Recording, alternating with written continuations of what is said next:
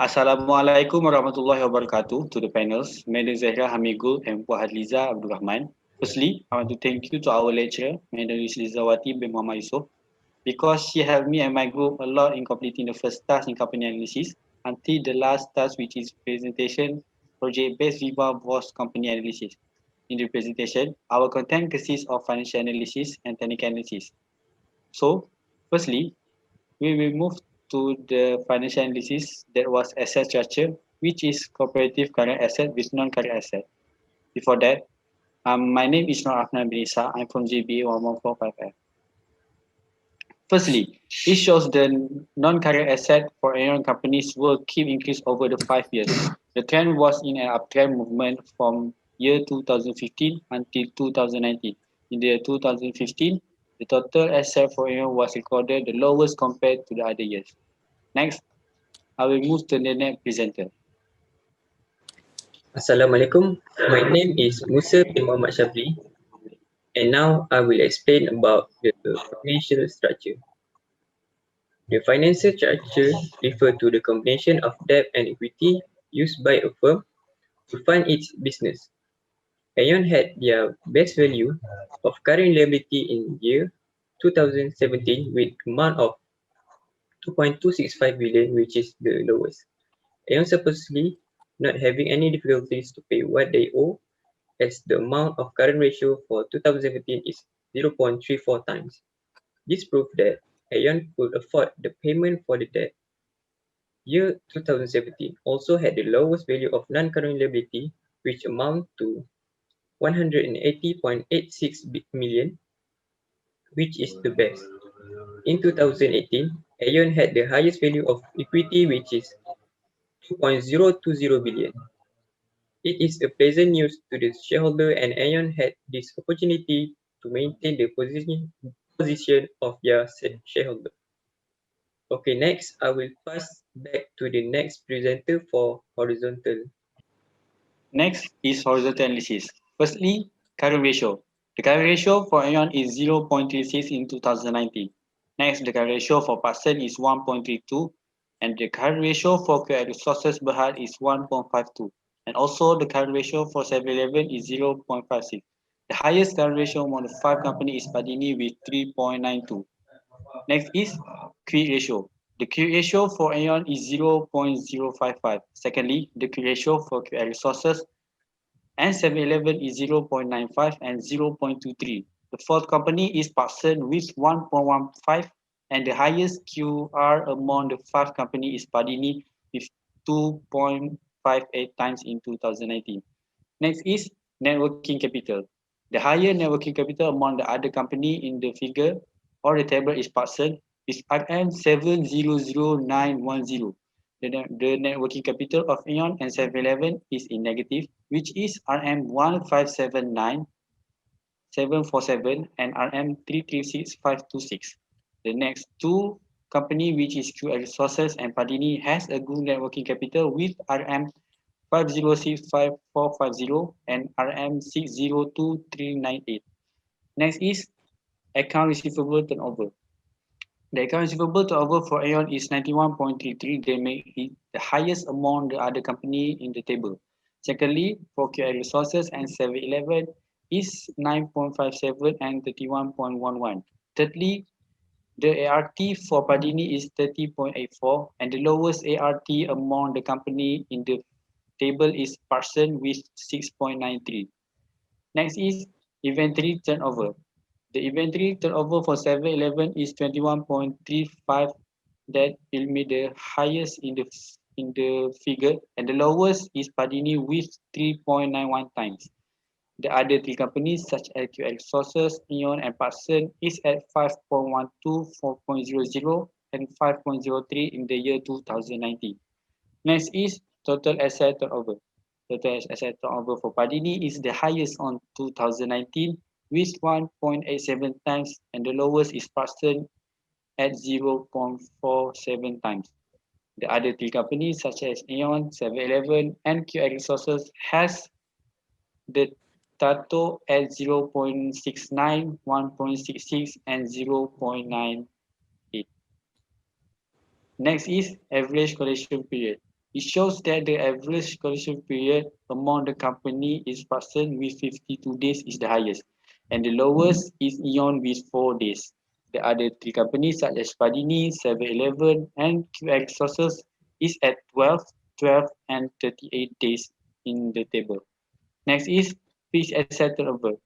Fixed asset turnover for QL sources, which is 17.1 times, is the highest, and Aeon is 1.24 is the lowest in the table. The other three companies such as Padini, 7-Eleven, and Parcel is at 13.50, 6.98, and 1.56. Next is debt equity ratio. The highest debt equity ratio is Parcel at 1.11, while the lowest is Aeon at 0.12 times. And the other three companies is QL Resources, Padini, and 7-Eleven is at 0.29, 0.21, and 0.13. Next is debt ratio. The highest debt ratio is Parcel with 88.24%, while the lowest is Padini with 21.60%. The lower the debt ratio, the better. The other three companies such as QX Sources, Aeon, and 7-Eleven with 37.82%, 35.95%, and 54.50%. Next is time interest earned. The term for QL Sources time interest earned is the highest with 5.81%, and the lowest is Parcel, which is in negative 0.19%. 0.19 times. The other three companies such as 7-Eleven, Aeon, and Padini with 3.40, 1.22, and 3.71 times. Next is net profit margin. The higher net profit margin was recorded is Padini with 8.98%, which is the lowest is Parcel with negative 3.77%. The other three companies, which is Aeon, 7-Eleven, and QL Sources with 2.41, 2.29, and 6.22%. Next is the gross profit margin. The highest gross profit margin of Padi was recorded 39.14%, while the lowest is Parcel 2.21%. The other three companies, which is Aeon, QL Sources, and 7-Eleven, is at 33.61%, 18.98%, and 31.36%. Next is return on asset. The highest return on asset is Padini with 16.76%, and the lowest is Parcel with negative 1.78%. Then the other three companies such as Aeon, QX Sources, and 7-Eleven with 1.67%, 6.12%, and 3.80%. Next is return on equity was recorded is 7-Eleven with 41.88% is the highest, and the lowest is Parcel with negative 23.28%. The other three companies such as QX Sources, Padini, and Aeon with 11.55%, 9.98%, and 1.67%. Next is operating margin. The highest operating margin is Padini with 10.11%, and the lowest is Parcel with negative 3.9%. The OPM for the other three companies, which is Aeon, QL Sources, and 7-Eleven with 7.90%, 9.25%, and 4.68%.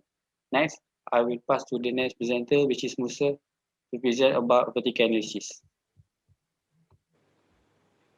Okay, then we move on the vertical analysis, which is under ratio analysis. But for liquidity ratio, the best current ratio for Aeon is the year of 2018. It shows the firm ability to pay is 37 cents for 1 ringgit of its short-term liability. Then the best quick ratio is also in 2017. It showed that the firm ability to pay without having to rely on liquidity current asset is 0.74 for 1 ringgit of its short-term liability. Moreover, the highest net working capital is in 2019, which is RM, negative 1.579 million compared to the other years. It indicates the firm is relatively not liquid and not able to meet its short-term obligation as it comes due. Next, for activity ratio, the best account receivable turnover is in 2017. It indicates the firm was turning in receivable about 57.62 times a year. Then the best inventory turnover for Aeon is in 2019 with 400 ringgit.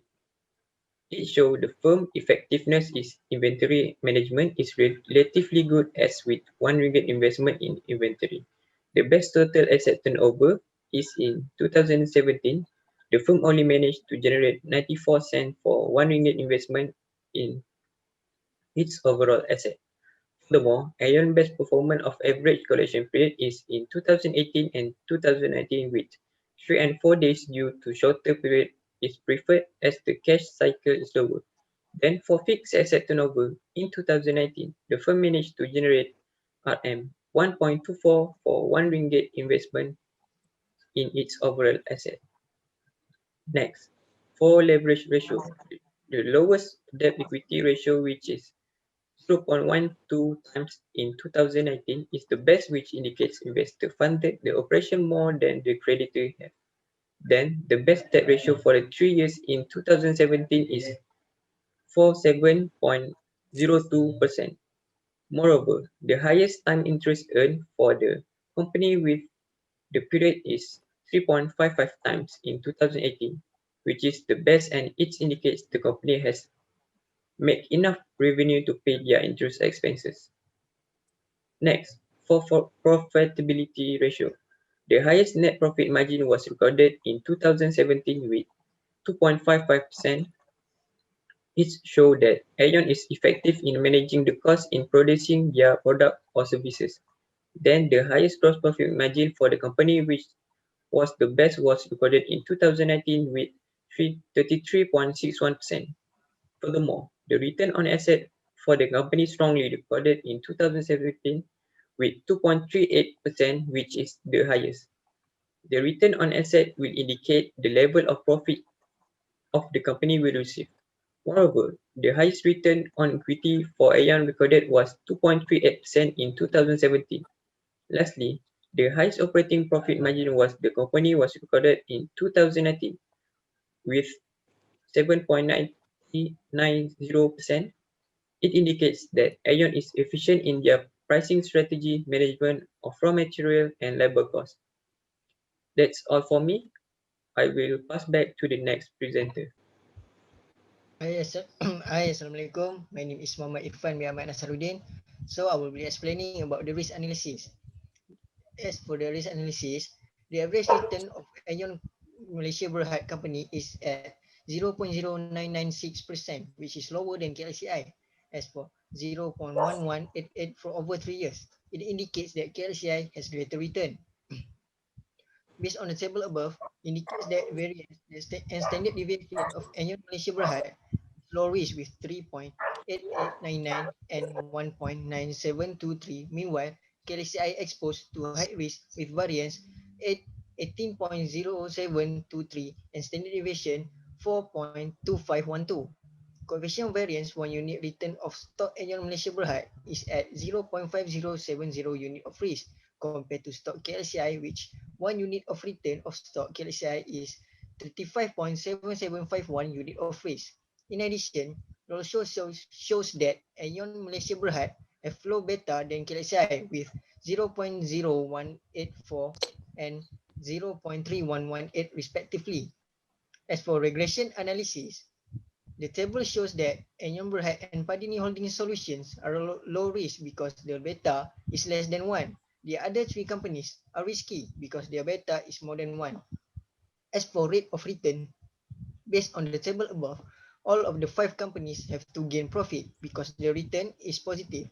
7-Eleven recorded 50.24% rate of return, which is the highest gain between other 4 companies. As for risk-free rate, all of the 5 companies is positive than the market return. Next, we moving on to the security market line. As we can see on the graph, it shows that Aeon Malaysia Berhad has a beta of 0.018%, which is lower than market beta and represent low risk asset than the market.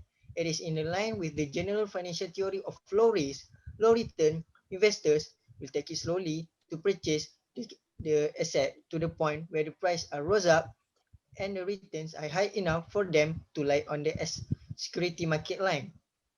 That's all from me. I will be passed to the next presenter. Assalamualaikum. My name is Muhammad Iqbal and now I will explain about intrinsic value. Intrinsic value is a measure of what an asset is worth. For Aeon Co Berhad, and the intrinsic value is the weight return is 3.3898 and the expected return is 14.5018 and the result is undervalued. It shows that Aeon Co Berhad is undervalued because the rate of return is lower than expected return. Undervalued stocks are not good for sale. Existing shareholders cannot sell the stocks because the undervalued stocks indicate that people are not willing to pay or buy it.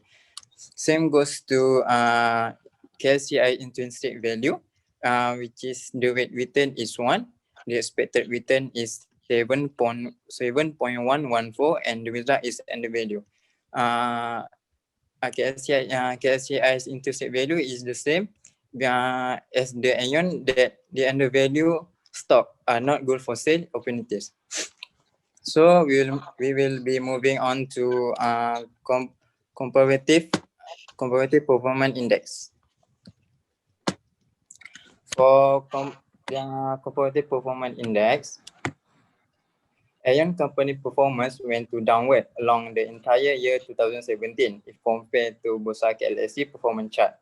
As we can see, there is a big divergence between Aeon company performance and Bursa KLSE chart among April 2017 and June 2017.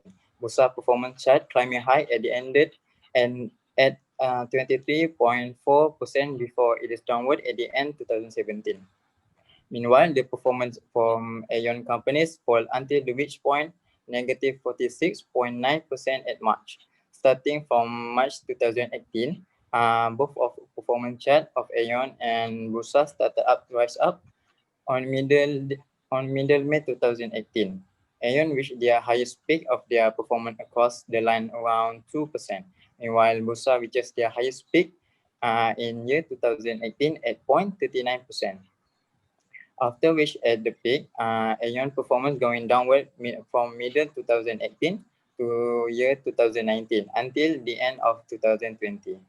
In 2020, due to COVID-19 pandemic and movement control order, all economic activity had to be stopped for a while. Thus, it's affecting the income of the company. Both index performance fall and reach their lowest point since 2017. Bursa index fall into negative 24%. Meanwhile, Aeon 64.4%. From July to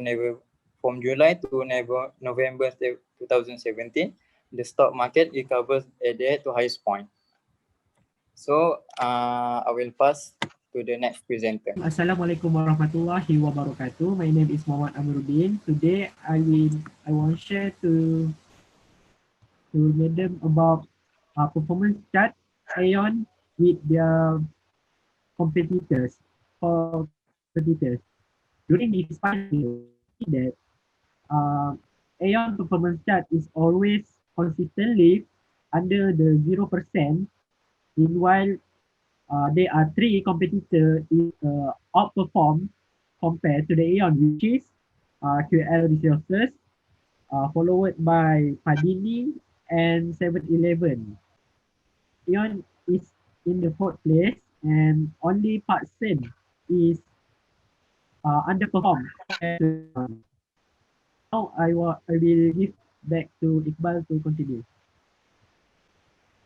So for the support resistance, as stated on the graph above, there is the trend analysis graph for Aeon Co Berhad in the year of 2020. Trend analysis is a method that is used to forecast change in the future stock price on the basis of the recent trend data. Thus, support and resistance are representing key junctures where the forces of supply and demand meet. The purpose of the support line is to preventing the stock price from declining. As for the resistance line, the purpose is to prevent the price from climbing high even more. The opening share price on 1st January 2020 was 1.349. Meanwhile, the last share price that was on 31 December 2020 was 1.085. Aeon were to show a satisfying performance throughout the year, as we can see on the graph. The share price was bearish starting from the end of February until middle of March. This is due to unexpected virus called COVID-19 has attacked all over the world, which caused negative effect on all companies that is operating.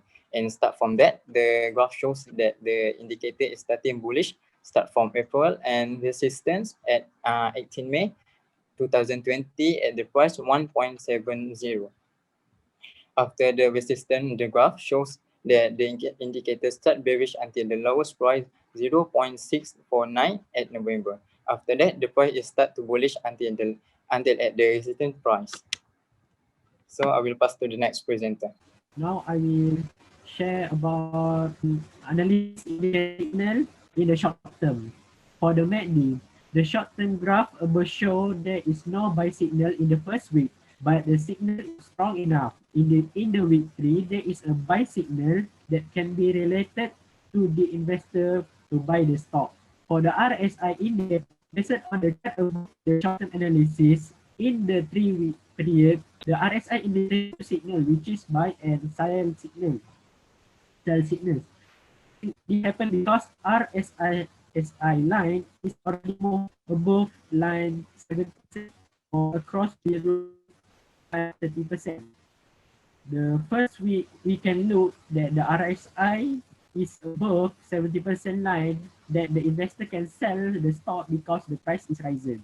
In week 3, we can look to the RSI line did not above or below 70% and 30% line, which is investor can keep or holding their stock at that week. For the ROC indicator, based on the chart, we can look that the ROC line was above than the zero line, so we can look that the first week is a buy signal for the investor. For the second week, we can look at there is only 1 until 2 days the ROC line is below than zero line. So that is a sell signal to the investor to sell the stock. And the rest we can see the line is close to the zero line, which is we can call a zero central line. The investor will not sell or buy the stock in that week. For the SMA indicator, based on that, the buy signal is strong because the uptrend until week 2 in the middle of the week 2, we can look that the sell signal because the downtrend at the price. Alright, for the William percent range, based on chart above, in the short analysis within 3 weeks, we can see William percentage range has indicated many sell signal point on the first week. In the 2 week, it had crossed below the line of -20, which is implying a sell signal for 2 days, but that is not strong enough. In the week 3, there is a several above and below the line, so the investor can buy or sell or keep their stock at that week because the trend is sideways. Alright, for the intermediate term analysis, for the MACD indicator, we can see that from October to December 2020, with the duration of 3 months, the indicator show a buy signal is interpret and show a bullish trend. In the middle of November and early December, the trend will be bearish, which is indicate a sell to the investor for sell their stock. For RSI indicator, based on the chart above, we can see that the RSI indicator show the buying signal because RSI line is already below the line of 30% on 18 until 20 October. After that, the selling signal when the RSI is already above the line 70% at the November and early December. For the ROC, based on the chart, we can look at the middle of November, and in the end of November, the line is above the zero line, which means a bullish. So it's a sell signal for the investor to sell their stock. For for the SMA, we can look in the early of November, the line is decreased because of the price. For buy the stock until the price go to in the end of December. And the last one, for William percent range, in the chart above, we can see from 3-month analysis, the indicators show a buy signal mostly in the week, and the indicator had been in the range of oversold. When a line cross above negative 18 line, which is correlates to be a buy signal. When the line is cross negative 20, it indicates a sell signal. So I give back to my friend to do a conclusion. We can see that Aeon is in a good run as well as the competitors companies compared to the market. Thus, I would like to thank you the panels for listening to this video presentation. That's all from us. Thank you.